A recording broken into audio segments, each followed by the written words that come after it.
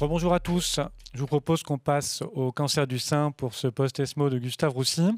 Je suis donc entouré de Barbara Pistilli et de Suzette Delaloge, qui sont nos deux expertes ici, et qui se sont donc répartis le travail. Barbara, on commence avec toi? Oui, si je peux avoir la première slide. Je pense que tu as... Oui, merci. Alors, il faut que tu la désinfectes. Voilà. On fait les choses proprement. Voilà, c'est fait. Donc, notre programme aujourd'hui est de discuter un petit peu quelles sont les avancées dans les cancers du sang triple négatif avancés. Le jeu des mots, c'est Suzette qui l'a préparé. Moi, je ne serais pas du tout capable encore. Et le deuxième point, c'est discuter un petit peu quels sont les résultats contradictoires des CDK4/6 inhibiteurs et adjuvantes. Et finalement, les résultats qui sont un petit peu décevants, on peut dire, de l'immunothérapie dans les cancers du sang triple négatif. Donc, je commence bien avec une bonne nouvelle, finalement, dans les cancers du sang triple négatif. Une nouvelle qu'on attendait depuis longtemps. Et sont les résultats liés à l'introduction en phase 3 du premier anticorps monoclonal anti-TROP2 qui est sagituzumab govitecan et qui est le premier en classe. Et en fait, c'est un anticorps anti-TROP2. On sait bien que le TROP2, c'est une protéine qui est exprimée dans environ les 80% des cancers et qui est surtout exprimée pour ce qui concerne les cancers du sang, dans les cancers du sang triple négatif. Quelles sont les peculiarités de cet anticorps? En fait, en première, c'est un anticorps de troisième génération. Ça veut dire qu'il a une technologie du linker qui permet en fait d'avoir un high drug to antibody ratio qui est autour de 8,1 et l'autre peculiarité, c'est qu'il a un linker qui est clivable par l'hydrolyse. Donc, c'est-à-dire qu'il y a une probable très fort bystander effect. Et les payloaders, les warheads qui est lié à l'anticorps, c'est l'ESN 38 qui est un dérivé de l'irinotecan assez plus puissante. Donc, cet anticorps a été approuvé par l'FDA pour les cancers du sang triple négatif métastatique sur la base des résultats très prometteurs de l'étude de phase 2. Et comme tu sais bien, il a même un développement dans les cancers du sang, dans les cancers urogénitales. Donc, l'étude ASCENT, c'était une étude de phase 3 avec cet anticorps qui inclut des patients triple négatifs qui ont reçu au moins 2 lignes de chimiothérapie pour la maladie avancée, donc des patients assez lourdement prétraités et qui n'avaient pas de métastases cérébrales. La randomisation était entre sagituzumab govitecan ou Immusan 32 et un traitement à choix de l'investigateur qui était capecitabine, ribuline, gemcitabine ou vinorelbine. Et les objectifs primaires étaient la progression-free survival. Donc, juste pour donner quelques informations sur la population inclue dans l'essai, il y avait une moyenne des lignes précédentes de chimiothérapie qui était autour de 4. Donc, encore une fois, c'est une population lourdement prétraitée. Et qu'est-ce qu'il a démontré, cette étude, en fait, qu'il y a un franche bénéfice en termes de progression-free survival de l'utilisation de l'anticorps drug conjugué par rapport à une chimiothérapie standard, avec un bénéfice assez important, un hazard ratio de 0,40 et une différence en termes de progression-free survival qui est autour de 4 mois. On était un petit peu surprise de la 1,7 mois de progression-free survival qu'on peut voir dans les groupes contrôle. On a toujours l'impression de faire mieux, mais en vrai, si on regarde un petit peu même les données de la cohorte ESME en France, on peut voir que c'est tout à fait la même chose. Et ces bénéfices, on peut les transposer exactement dans la overall survival. Donc, il y a un franc bénéfice cliniquement et statistiquement significatif dans la survie globale.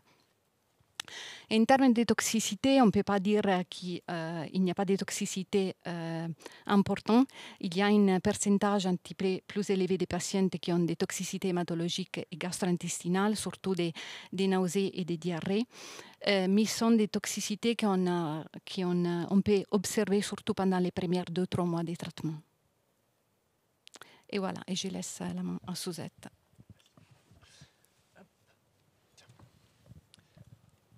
Bon, en tout cas, c'est quand même très très bien. Enfin, c'est pas tous les jours Oui. qu'on a un essai positif dans les triples négatifs, non seulement en PFS, mais également en survie globale, et chez des patients très lourdement pré-traités. Oui, tout à fait. Quel avenir on envisage pour ce médicament déjà à court terme en termes d'approbation par les autorités de santé et puis ensuite en termes de développement peut-être plus précoce? Oui, en fait, l'idée, c'est de tester ces médicaments dans une phase un petit peu, dans une cohorte de patients un petit peu moins lourdement pré-traités, donc dans une phase un petit peu plus précoce, qui pourrait être même la première ligne, surtout si on pense aux patients triple négatifs qui rechutent assez précocement après la fin de la chimiothérapie adjuvante ou néadjuvante, pour laquelle on n'a pas vraiment de traitement validé, enregistré. Et cette étude était une étude d'enregistrement. Tu espères qu'on ait l'approbation Oui, rapide, oui? oui. D'accord. On l'attend pour l'année prochaine. Ok. Oui. Est-ce qu'il y a une ATU? Parce que je pose la question parce que ça peut être important pour Oui, c'est nos une collègues. très bonne question. Il n'y a pas d'ATU. Oui. Et tu penses qu'il y en aura une ou qu'il n'y en aura pas? C'est difficile de dire, mais on a l'impression qu'il n'y aura pas dans l'immédiat. Mais oui, mais ça serait vraiment une grosse opportunité pour une grosse partie de nos patients. Oui. Merci beaucoup à toi.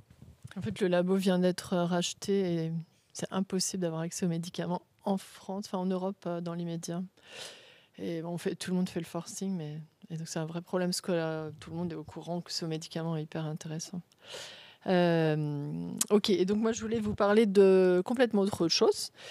On a vraiment concentré sur les messages principaux. 2 infos contradictoires. Donc, les anti-CDK en adjuvant. On attendait avec impatience les 2 premières grosses études, parce qu'il y a 3 études pivotales des anti-CDK en adjuvant dans les cancers luminaux, RH+, HER2 négatif.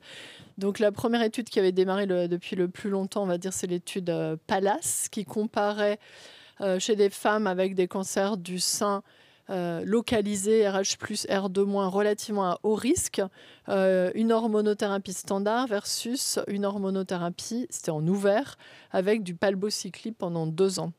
Donc ça, c'est l'étude palbociclib. Après, on va voir qu'on a une étude avec l'abemaciclib et il y a une 3e étude qui est encore en cours qui est avec le ribociclib. Donc les 3 comparses sont les 3 médicaments qui ont une autorisation en première ligne métastatique actuellement. Et je vois déjà les effectifs de l'étude, quasiment 6000 femmes randomisées. Donc on rappelle qu'en première ligne métastatique, aujourd'hui les données qu'on a, c'est globalement pour tous ces médicaments un hazard ratio de bénéfice autour de 0,54-55, 12 mois de gain de PFS en première ligne et un hazard ratio de 0,75 à peu près en survie globale. Et donc les essais adjuvants avaient commencé avant qu'on ait les résultats finaux de première ligne, mais il y a une vraie logique à aller en adjuvant. Et donc première étude PALAS, une énorme étude qui était conduite par le BIG et un intergroupe américain, donc en fait une étude planétaire avec des très gros effectifs, 5600 femmes incluses et donc randomisées avec une stratification, etc. Le endpoint principal, c'était la Invasive Disease-Free Survival, ce qui est le endpoint standard actuellement des essais adjuvants dans le sein. Et malheureusement, l'étude a été stoppée à la seconde analyse intermédiaire pour futilité parce qu'elle est complètement négative. Et donc ça donne ça. Si on regarde les résultats, à gauche, en Invasive Disease-Free Survival, on voit qu'on n'a absolument aucune différence. Donc on est à 3 ans avec des IDFS autour de 88%. Et à droite, pour voir si quand même on n'aurait pas un effet sur la rechute métastatique, en rechute sans métastase, on n'a aucune différence non plus, mais absolument aucune. On a un suivi médian de 23 mois. C'est quand même assez précoce, mais malgré tout, aucune différence. Donc l'étude a été complètement stoppée. Alors, il y a eu évidemment beaucoup de discussions sur pourquoi il n'y a pas d'efficacité. Une chose quand même assez majeure dans cette étude, c'est qu'il y a énormément d'interruptions de traitement, il y a énormément d'arrêts de traitement, il y a énormément de réduction de dose. Donc on arrive à la fin à 45% des personnes qui ont arrêté les traitements avant les 2 ans et des taux de réduction de dose qui sont à plus de 55% à 24 mois. En situation métastatique, c'est pas ce que vous observez? En situation métastatique, on a à peu près dans les essais et pas mal de cohortes 30%. 30%. Et les arrêts de traitement, il n'y a pas en fait. Enfin, très peu d'arrêts de traitement pour tox. Donc là, c'est très au-delà de ce qui est attendu. Alors que globalement, on n'a pas montré tout ça, mais les profils de tolérance étaient peu différents de ce qui est attendu. Et il y avait un peu d'arrêt de traitement dans le bras standard, mais pas beaucoup. Et le problème, c'est qu'il y a potentiellement des arrêts d'hormonothérapie avec, on n'a pas les infos très claires. Et donc là, on se dit, les anti-CDK, on a du vent, voilà. Mais on a l'étude Monarchie. L'étude Monarchie, c'est une étude qui a apparemment le même design, au risque localisé. 5637 femmes randomisées entre hormonaux plus abemaciclib pendant 2 ans. Et standard qui est hormonosol, là aussi en ouvert, avec le même objectif principal, etc. Une grosse étude mondiale qui a été menée très très vite, tambour battant les inclusions. Et là, on regarde la structure de la population et quand même on s'aperçoit que là, les femmes sont à plus haut risque. Et on va y revenir, j'ai fait une diapo qui compare les deux à la fin. Plus haut risque parce qu'on a quand même beaucoup de T3, beaucoup de gros envahissements ganglionnaires, etc. Beaucoup de tumeurs très proliférantes. Et là, en fait, on voit que les courbes, contrairement à Pallas, se distinguent avec un bénéfice absolument significatif, un hazard ratio à 0,74,7 pour l'IDFS à 2 ans. On est extrêmement tôt à 2 ans. Donc, on a 92% d'IDFS dans le bras abéma et 88,7% dans le bras hormonosol. Ça fait une différence absolue de 3,5% en IDFS à 2 ans. Qui est en partie faite par des rechutes métastatiques essentiellement et en partie par des rechutes locales. Je peux revenir à la diapo précédente, juste pour que l'on comprenne, ces 2 courbes de Kaplan-Meier sont les 2 mêmes, mais avec une échelle différente. Exactement, avec une loupe. Voilà. On a la loupe à l'intérieur, exactement. Et donc, si on regarde en fait en fonction des sous-groupes, on voit qu'il n'y a pas de sous-groupe qui se dégage très clairement. La plupart des femmes avaient eu de la chimiothérapie néoadjuvante ou adjuvante. Pré-méno, post-méno, il n'y a pas de grosses différences. Donc, comme d'habitude, on n'est pas trop capable d'identifier des sous-groupes qui bénéficient plus. Et si on regarde en survie sans rechute métastatique, là aussi, on est très significatif avec un hazard ratio à 0,71,7. On est à 93,3% dans le bras abéma versus 90,3%. On a 3,3% de différence entre les deux. Et là aussi, on a la courbe qui est magnifiée au centre. Alors, en termes d'effets secondaires, on voit qu'on a une différence notable et c'est exactement ce qui est attendu, avec des taux de 82% de diarrhée, très peu de grade 3, mais beaucoup de troubles digestifs et de fatigue. Globalement, un profil de tolérance un peu différent du palbo, qui a beaucoup plus de neutropénie et beaucoup moins de troubles digestifs, mais de façon assez surprenante, l'adhérence au traitement a l'air infiniment meilleure dans cette étude, avec beaucoup moins d'arrêts de traitement. Est-ce que c'est quelque chose que l'on connaît en pratique? Est-ce que c'est votre impression clinique? Non. Donc là, tout le monde est en train d'essayer. Donc, la grande question, c'est pourquoi une positive, une négative? C'est on ne comprend rien.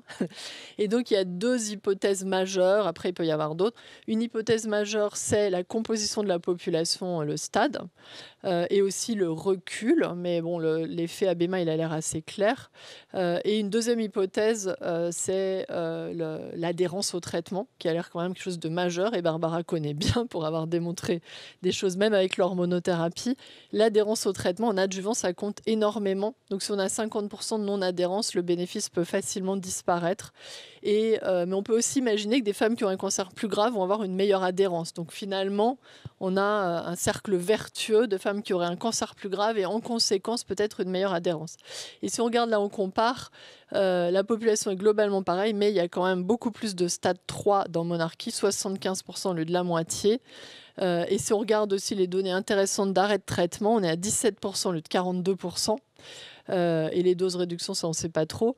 Et par contre, ce qui est assez intéressant, c'est qu'on voit, et ça prouve que la population n'est pas la même, ce qu'on a comme chiffre à 3 ans dans le bras standard, c'est exactement les chiffres qu'on a à 2 ans dans le bras Monarchie en termes d'IDFS et de DFS. Donc la population de Monarchie est beaucoup plus grave parce qu'on a beaucoup plus d'événements déjà à 2 ans. Donc, qu'est-ce qu'on va faire à partir de là? Globalement, dans les discussions qu'on a un peu partout, la conclusion, c'est que c'est un petit peu tôt pour que ça soit practice changing, parce que 2 ans avec un bénéfice de 3%, des médicaments quand même assez toxiques, il faut clairement plus de recul. C'est très prometteur néanmoins pour la bémaciclib. C'était le primary endpoint, mais il y a une 3e étude en cours avec le ribo, dont on n'aura pas les résultats avant 2 ans probablement. Mais c'est un peu embêtant quand même d'avoir 2 études contradictoires pour une AMM, une autorisation d'un médicament. Donc pour l'instant, on a bien envie d'avoir des données avec un petit peu plus de recul quand même, clairement, un peu plus de... C'était l'analyse principale Ouais. Donc il y a un essai qui est clair, qui restera négatif par définition, et exactement, et qui restera positif, absolument. Ok. Et donc on repasse la parole à Barbara. Un peu de R2 peut-être? Non. Que du triple neg. Bon. Les dernières oui. Non. Les dernières 4 minutes pour l'immunothérapie. Donc, très rapidement, en fait, les résultats de l'immunothérapie sont un petit peu contradictoires aussi. Je présente les résultats de cette étude néoadjuvante atezolizumab plus chimiothérapie classique dans les cancers du sang triple négatif. 330 patients inclus, des patients éligibles à la chimiothérapie néoadjuvante. Et l'étude a démontré quand même une augmentation du taux de réponse pathologique complète, mais le taux de référence est un petit peu plus bas de ce qu'on observe normalement dans les cancers du sang triple négatif, où les PCR sont autour de 50%. Et si on regarde la différence entre la population PD-L1 positive et négative, on ne voit pas vraiment de différence majeure en termes d'augmentation de la pathological complete response liée à l'immunothérapie. Pour ce qui concerne les autres endpoints, c'est un petit peu trop tôt, donc on ne peut pas dire grand-chose. Donc, ce n'est pas du tout encore une étude practice changing en termes de chimiothérapie néoadjuvante et immunothérapie pour les cancers du sang triple négatif. Ce qui est intéressant est que rajouter l'immunothérapie n'a pas changé la dose density de la chimiothérapie, qui est assez importante dans ces contextes. Et autre considération qu'on doit faire est que les effets secondaires n'étaient pas vraiment plus importants dans les groupes traités avec l'immunothérapie, et même en termes de toxicité, d'immunotoxicité spécifique, on n'a pas vraiment une augmentation de certaines toxicités qui pourraient être un petit peu plus gênantes, considérant que c'est une population potentiellement guérissable. Est-ce qu'on a progressé, là pour le coup ce sont des résultats cliniques et de dose intensité, est-ce qu'on a progressé sur l'identification de biomarqueurs candidats permettant de prédire quelles sont les quelques patientes qui bénéficient des inhibiteurs de PD-1 ? À part les PD-L1, on n'a pas des autres biomarqueurs pour le moment. Et surtout, quand on regarde les données adjuvantes et néoadjuvantes, on a l'impression que les PD-L1 ne comptent pas trop. Et donc, c'est quelque chose que peut-être on doit que regarder dans les cancers du sang métastatique. Pour ce qui concerne les cancers du sang métastatique, donc, à l'ESMO, on a eu les données finales de la survie globale de l'étude d'Impatient 130. Donc, il n'y a pas un franc bénéfice en termes de survie globale à l'ajout de la atezolizumab à la chimiothérapie. Et donc, toutes les autres analyses, compte tenu du design statistique hiérarchique, sont purement exploratoires, même s'il y a un trend cliniquement significatif, on peut dire, pour les patients PD-L1 positifs. Et finalement, on a eu aussi les données de l'étude Impatient 130, qui est les mêmes dessin de l'Impatient 130, mais avec paclitaxel à la place du nab-paclitaxel. Et c'est l'étude à laquelle on a participé ici à Gustave Roussy. Les résultats de cette étude sont assez décevants parce qu'en fait, il n'y a pas de différence statistiquement significative en termes de progression-free survival pour la population PD-L1 positive et même pas dans la population globale, encore moins on peut dire.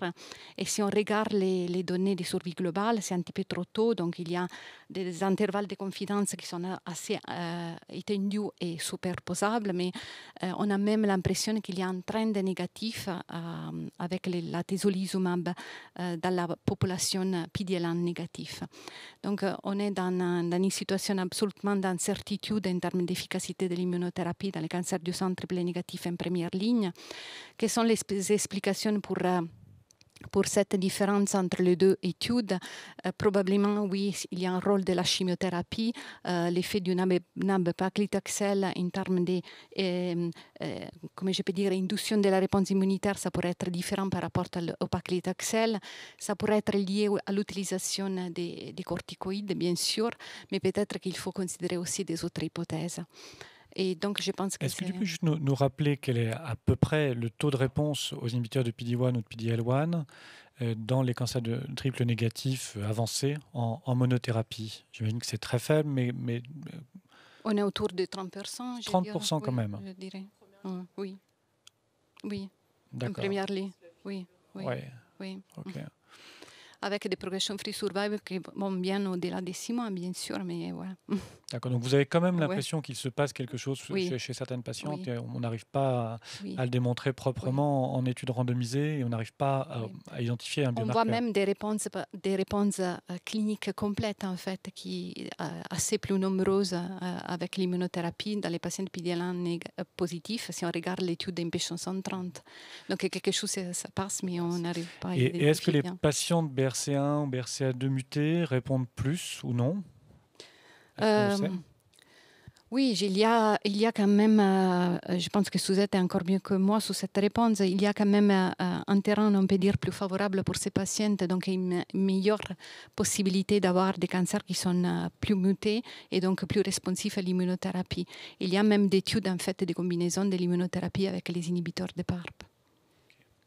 Je t'ai coupé dans ta conclusion, si tu voulais nous dire encore. Non, ça c'était la conclusion globale de l'ensemble de l'ESMO. Ça, voilà, tout le monde peut la C'est dire. exactement les choses qu'on a déjà dit. Ok, Et je sais pas. avec en particulier l'anti-TROP2 qu'on attendra du coup en 2021 Oui, avec impatience. et donc Ok. quand même on a une bonne nouvelle. Ouais, super.